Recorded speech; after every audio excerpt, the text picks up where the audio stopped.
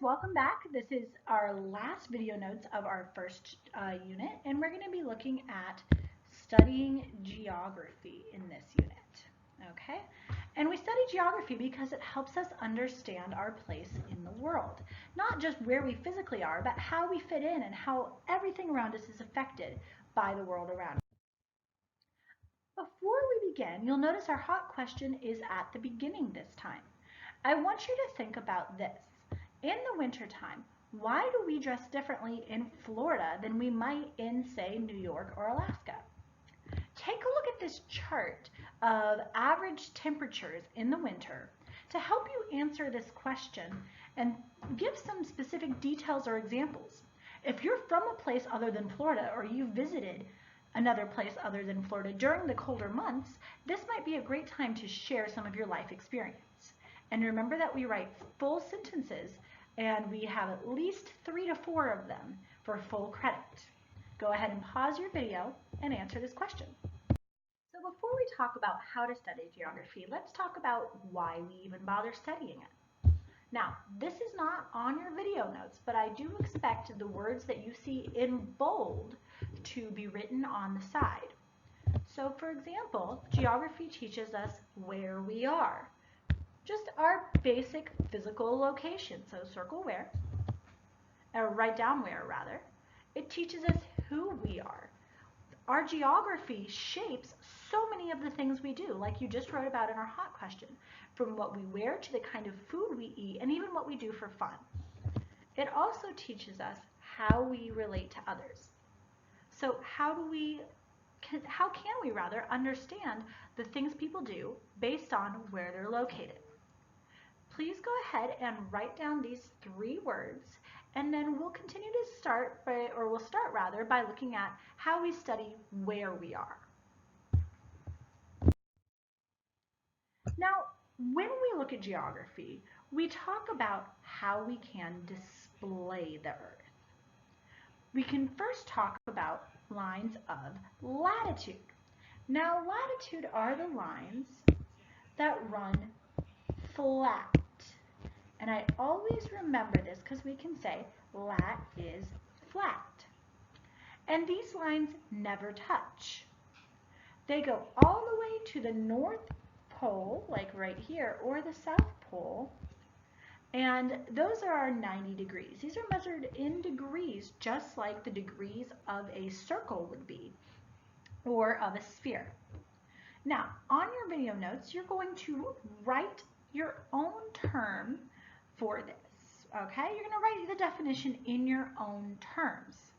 You're also going to draw a picture of lines of latitude.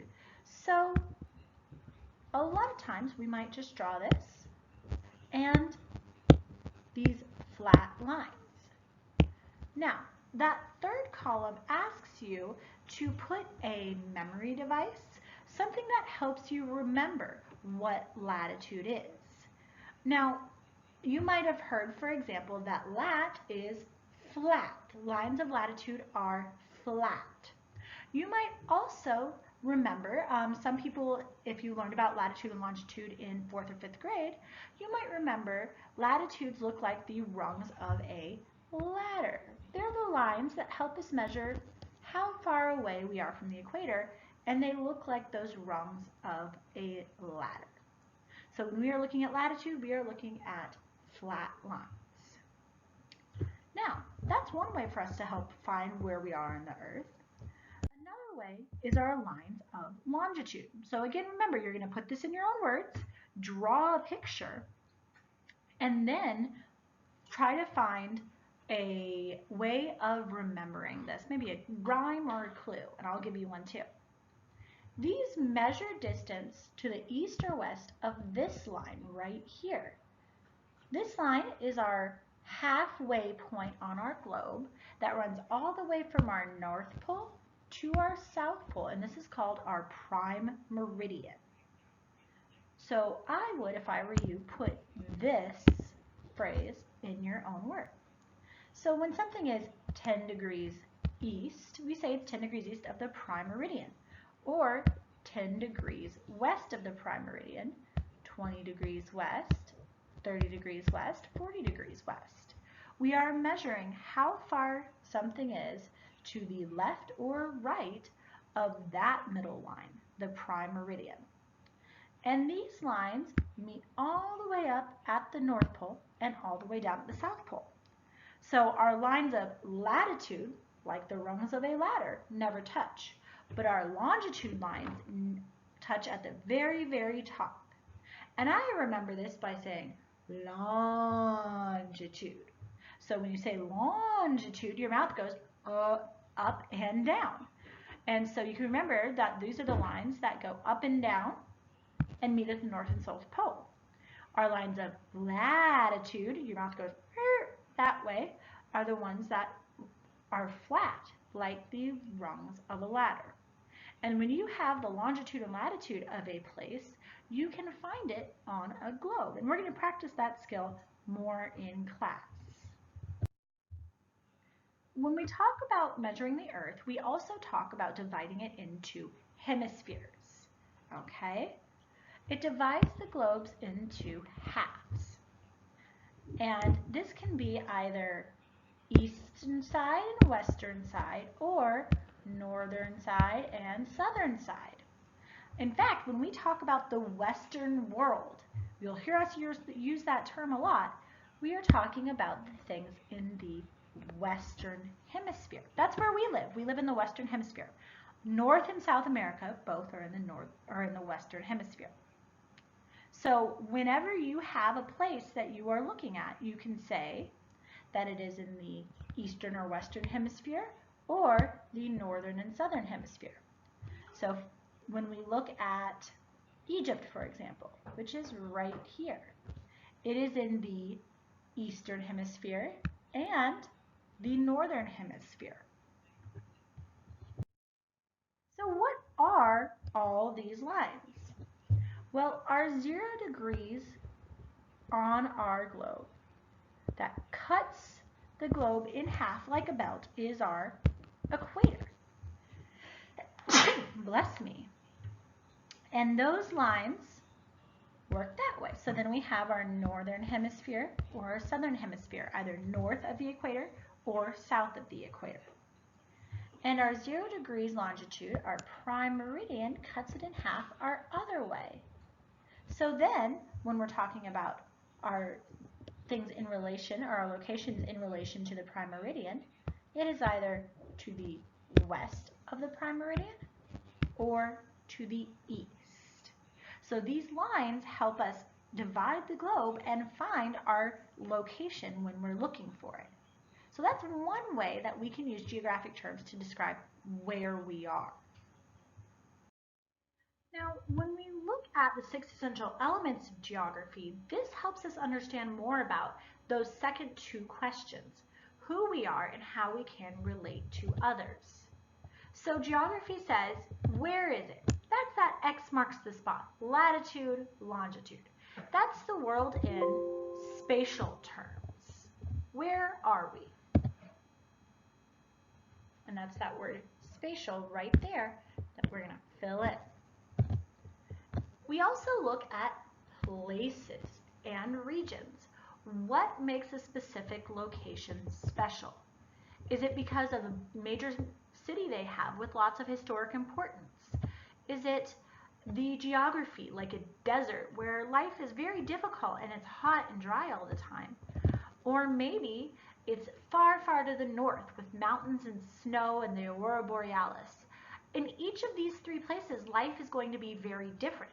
And by understanding the setting of a place, we can understand more about what makes it unique. We also look at physical systems. How do the natural systems shape Earth's surface? So remember, we're looking for those bold words to write down. And these are things like the rivers that are local. For example, our St. John's River. A lot of what we do has to do with our St. John's River, whether it's entertainment, fishing, trade, all sorts of stuff. This could also do with things like whether there's a mountain, the ocean, the kind of water that we have. So if you live in a place, for example, where there's not mountains around, it might be harder for you to get water just because of how our physical systems shape the Earth's surface. Now, along with that, we have to look at how have we as humans shaped the Earth's surface? Those human systems, how do we shape the world around us? For example, this is the Golden Gate Bridge. It is in California. Now, before the Golden Gate Bridge was built, this area of river gets really fast currents and the water is especially cold. So it was very difficult and dangerous for people to travel from one area of land to the other.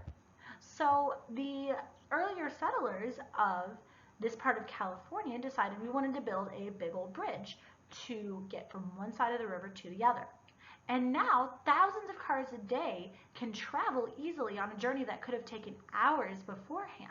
And it allows more people to connect and get to more places because of how we shape our environment. So things like bridges, dams on rivers that change the course of the river, the way we build, where we have forests and natural parks, the kind of crops we grow, all have to do with those human systems.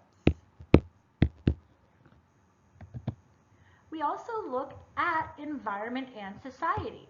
How do the relationship between cultures and their geography influence lifestyle? So at the very beginning, we talked about how if you live in New York or up north, you might have a very different Christmas than, say, somebody who lives in Florida. Here in Florida, even during the winter months, we go outside, we go swimming and surfing and all sorts of things. Up further north, if you're from that area, you might be used to having cold weather during that time of year and living in sweatshirts and big coats and all of that. A lot of kids in Florida don't even have big heavy winter coats unless they're traveling. So our lifestyle can be influenced by where we are. And this is going to be a huge theme this year because every civilization we talk about is going to have its own unique geography and it's going to shape that culture. So I want you to put a big star by this one, environment and society. And it could be big and serious and shape, big serious areas of culture. It could also shape areas of culture like what we do for fun. So in the summertime, you might surf here for fun. But if you live near mountains, maybe you, instead of learning how to surf, learn how to snowboard. I know that's what I did when I grew up in Seattle, is we learned how to snowboard. And we went up to the mountains almost every weekend and had a lot of fun doing that. So when I came down here to Florida, and it was very, very flat, that was something I really missed. The last thing we look at is how we can use geography, the uses of geography. How can we better understand the relationship between past, present, and future by using geography? That's another question we're going to ask quite a bit this year. How can the world around us help us to predict and to understand what happened in the past and what will happen in the future?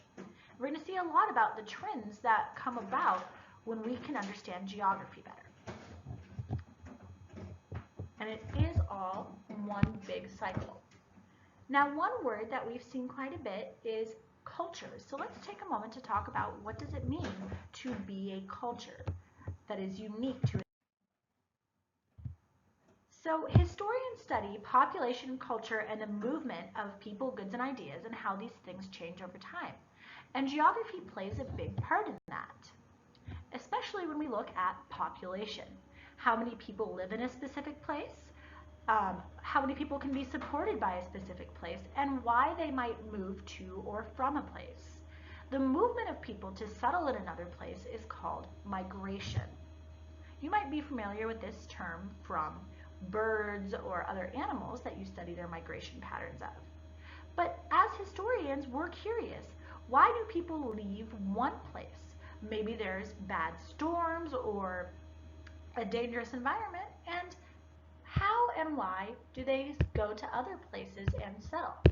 This map here shows early humans migrating all throughout the world in search of food, resources, and sometimes just because we as humans were curious. Historians also need to study culture. This is the set of beliefs, behaviors, behaviors and practices shared by a member of a group. So this could be your traditions. Maybe you have a specific language you speak, a specific kind of dance you might practice for your culture. It could be your religious practices. Many religions are native to one part of the world and have spread to other parts, but your religion might be based on where you were born or where you came from. And even food can play a part in culture. All of these things together go to make up kind of the unique flavor of who you are. And even in America, our celebrations like the 4th of July are a big part of our culture. If you were to go to England or France or Spain, they wouldn't have the same holidays. So it's something that makes us unique. Now, in America and in other parts of the world, we are increasingly exposed to something very important, and I want you to put a big star by this one as well, guys. This term, cultural diffusion.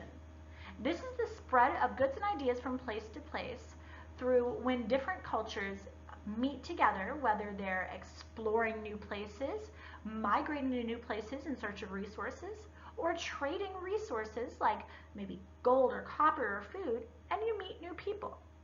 So you might be exposed to cultural diffusion already. In fact, you probably are. For example, the brand Coca-Cola, even though it's an American company, it's sold all over the world, and that little bit of American culture has spread all over. If you've ever been to Epcot, you can go try Coca-Cola from all sorts of different places. Or even something like Taco Bell, which started off as an American version of a Mexican food, and now it's sold in places like Japan because people love the new culture and are excited to try it. So this theme, cultural diffusion, guys, it's a big one we're going to study this year, and it's going to be really important that you can identify different instances of it. So be on the lookout for either food you eat, entertainment you watch, all sorts of things that might have originally come from another culture and now has spread to yours. All right, guys, double check. Remember, I don't want to see any blanks left in your notes, and have a great night.